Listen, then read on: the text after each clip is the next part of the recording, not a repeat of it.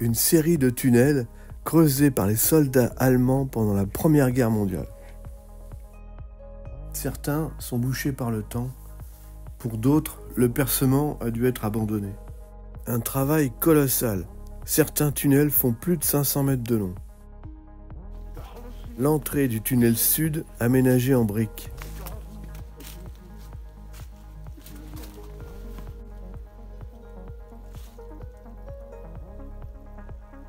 Là, on pénètre dans un dédale de galeries. Certaines sont à des niveaux différents.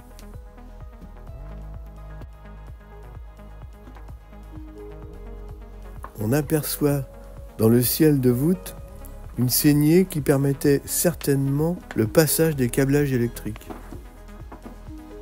Latéralement au roulage principal, on trouve plusieurs cavités.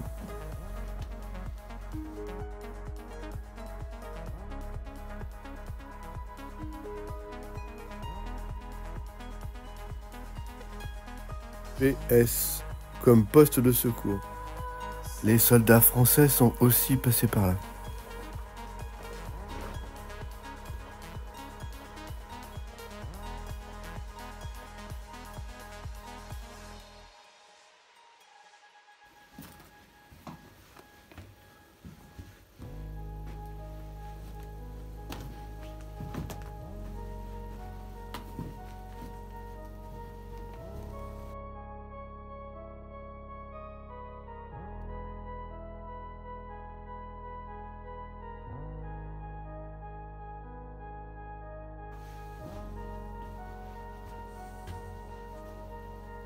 Dans les recoins se trouvaient des poteaux en bois. Ils étaient utilisés pour étayer après le creusement de la cavité. Ils ont disparu avec le temps, rongés par l'humidité.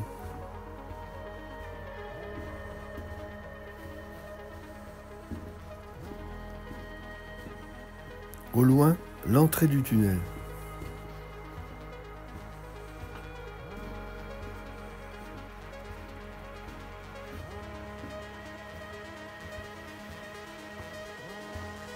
Des escaliers très raides qui rejoignaient la surface.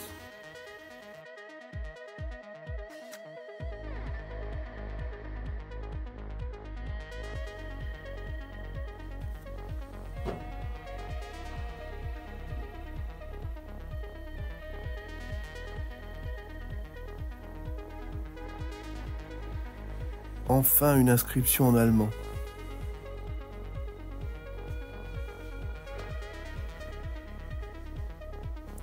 EM, peut-être état-major.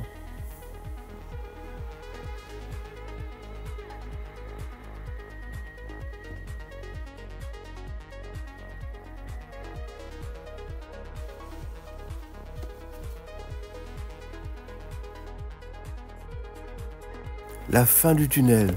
On est sous les lignes françaises.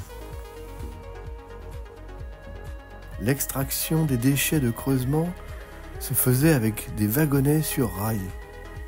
Ici, le dernier élément de ces rails en voie étroite.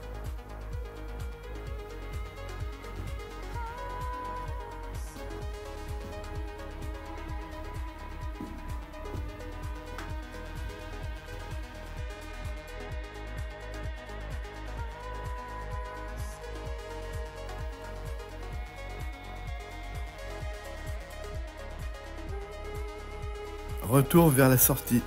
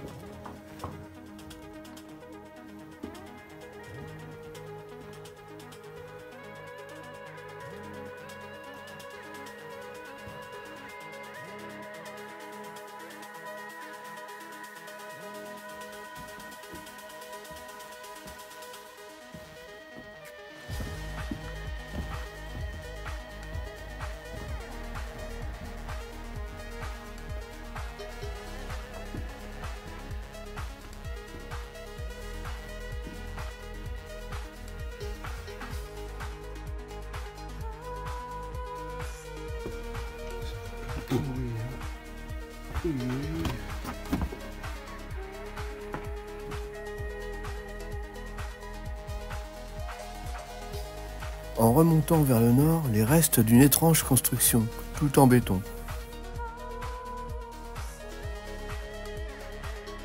L'entrée d'un second tunnel, mais une coulée de boue très importante limite la progression.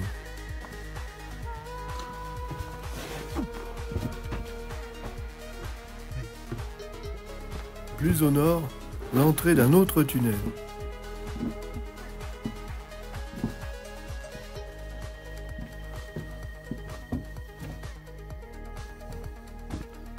Vu d'en bas, c'est raide.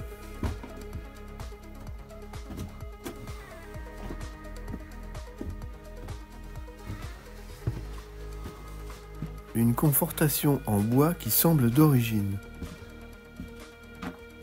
Là, en plein milieu d'un tunnel, un système défensif.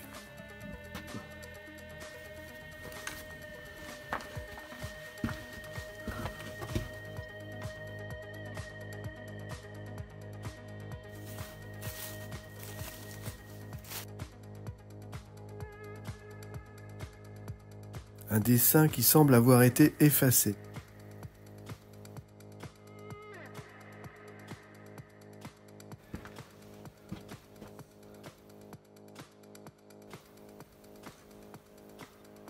Et là, un autre qui a été vandalisé.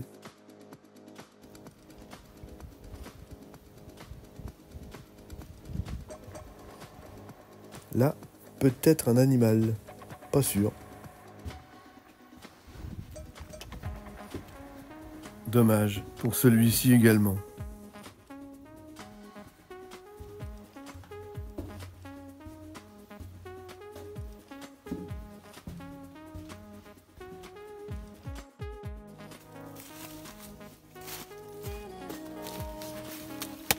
Le symbole du régiment allemand, IR-48.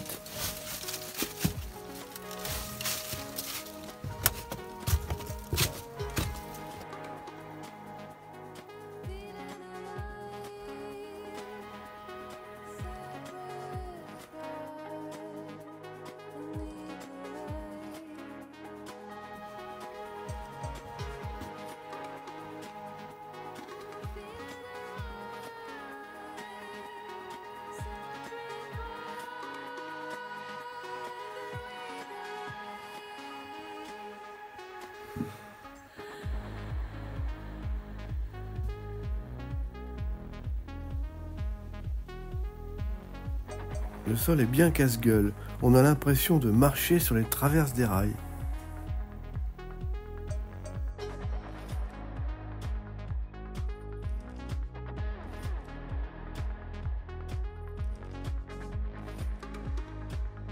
Tous ces tunnels taillés dans le calcaire, un endroit vraiment étonnant.